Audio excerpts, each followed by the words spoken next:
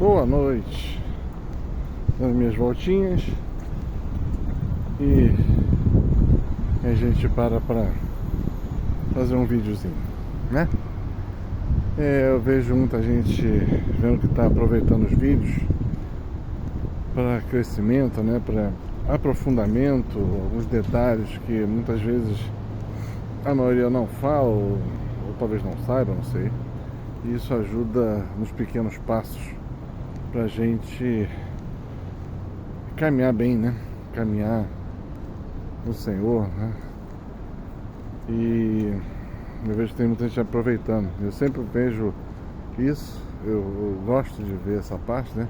Então eu sei que os vídeos estão realmente ajudando as pessoas, por isso a gente mantém o trabalho para Deus, né? Primeiro que Deus manda, né? Eu não sou besta de falar não.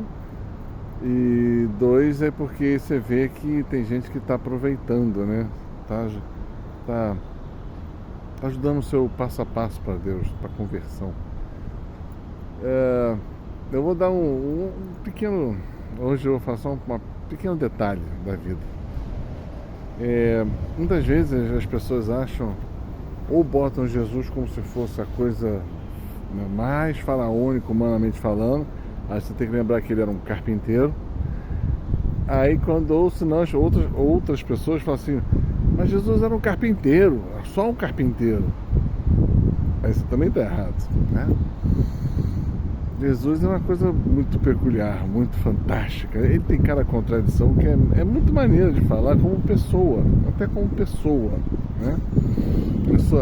A sua personalidade,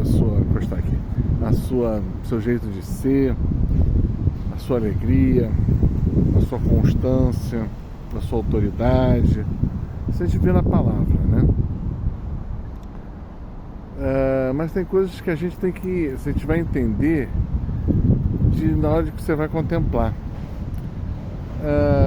Primeira coisa assim que eu queria falar é o seguinte: você sabia que Jesus era, no minimamente, eu poderia falar, ele é um poliglota, humanamente falando. Lógico, Jesus é Deus, eu sei, hoje, lógico que ele fala todas as línguas, ele sabe tudo, né? Mas quando ele se despoja da sua divindade para ser meramente humano, ele é totalmente homem e totalmente Deus. Então ele deixa seus conhecimentos, todo o poder que ele tem na mão de Deus Pai e se torna humano, né? E se implanta através do Espírito Santo no seio de Maria. Então ele é totalmente humano. Ele tem o crescimento de uma pessoa humana, né? Então, aí você pensa ele como um carpinteiro, filho de um carpinteiro que não era rico, né? José não era rico, tinha uma vida modesta, boa, mas modesta. A gente vai falar, não. Aí eu vou lembrar para vocês os 3 Natal, né? Os 3 Reis Magos deram o que para ele, né? Foi para sustento dele. É lógico, vem falar, porque ele era Deus, porque ele não, mas aquilo tudo faz parte também da providência divina, né? Daí depois da fuga do Egito, a coisa toda. Mas na parte humana dele, Jesus, eu descobri que ele era um poliglota. E vou explicar. Quando Jesus nasce, logo pouco tempo depois tem a perseguição de Herodes, e José e Maria fogem e vão para o Egito. E ficam no Egito até Jesus ter uns 8, 9 anos, por aí. Então, no Egito, ele aprendeu que língua? O egípcio. Ele convivia com as pessoas na rua. Ele era uma criança que vivia para cima e para baixo, né, aonde ele morava, lá no Egito, não sei aonde exatamente, mas certamente morava em algum lugar, convivia com outras pessoas. Então o egípcio era uma coisa que ele aprendeu, né? Outra coisa, como judeu, e judeu da parte norte de Israel, ele era versado, ele falava o aramaico, né? uma linguagem mais coloquial, mais normal, mais do dia a dia, né? Então ele falava aramaico. Quando estava em casa com os pais, ele falava aramaico, né? Então Jesus já tem duas línguas que ele falava. Agora, quando você vai falar sobre judaísmo, você tem que aprender a linguagem israelita, o judaico, né? Que é diferente do israelita. Desculpa, o aramaico é diferente do judaico, né? Quando você vai ler a palavra, quando ele pegava os tomos para ler, para estudar, ele estudava aramaico. Ele estudava, em judaico, não era aramaico, né? Então ele vai e estuda desta forma. Então ele era versado em judaico, porque ele lia e escrevia, né? E quando você vai defender, quando Jesus foi lá no templo defender, lá com os 12 anos, vai defender a sua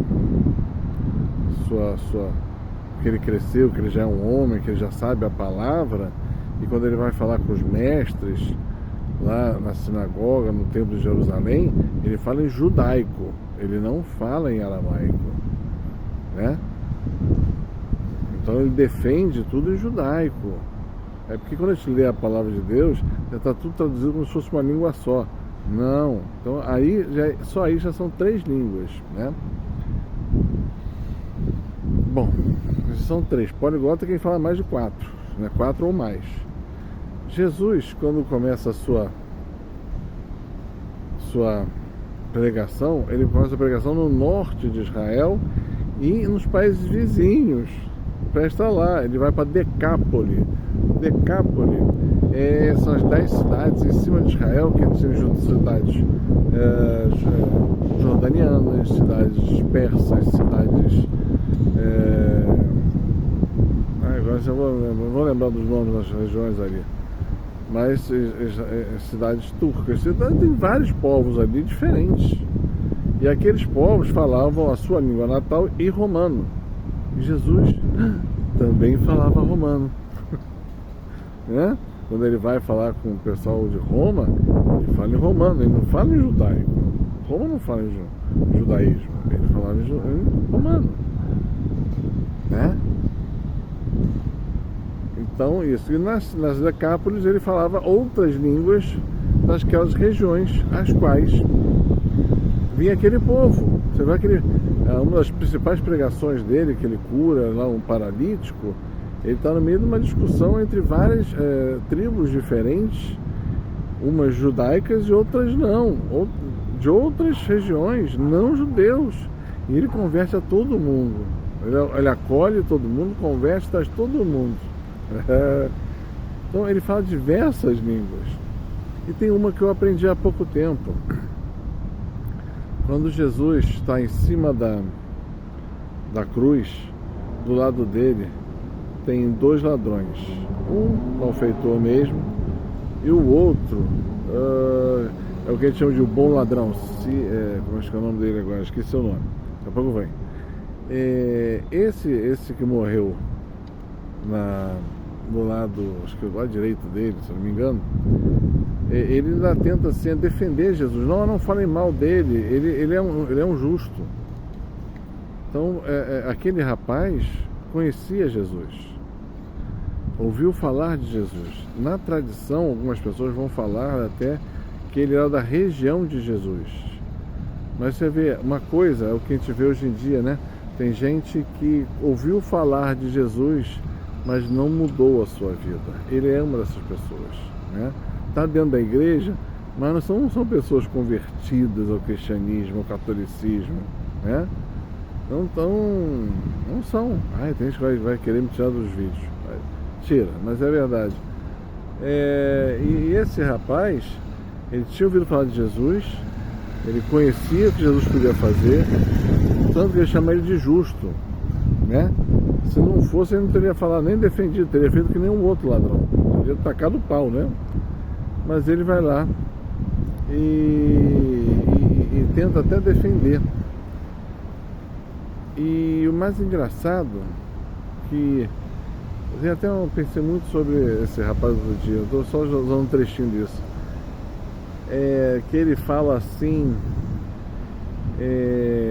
quando ele acaba de defender, ele fala assim: Senhor, lembra-te de mim quando fores para o teu reino. Então ele conhecia a pregação, porque Jesus falava do reino de Deus, que falava que não era aqui. Então ele conhecia a pregação, ele conhecia a boa nova, mas nunca tinha se convertido, realmente. Né? Quantos de nós não tem esse problema, né? A gente escutou falar de Jesus, vê, gosta, se emociona, mas não muda de vida.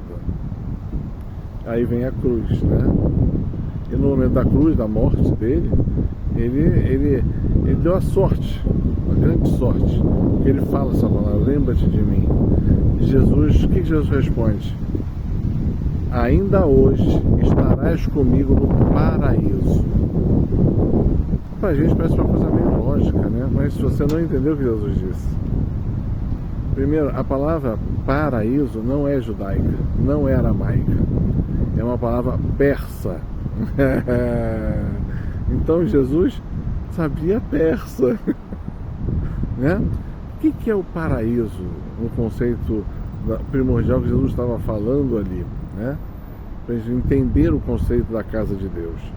O paraíso é nas casas bem abastadas, ricas das regiões.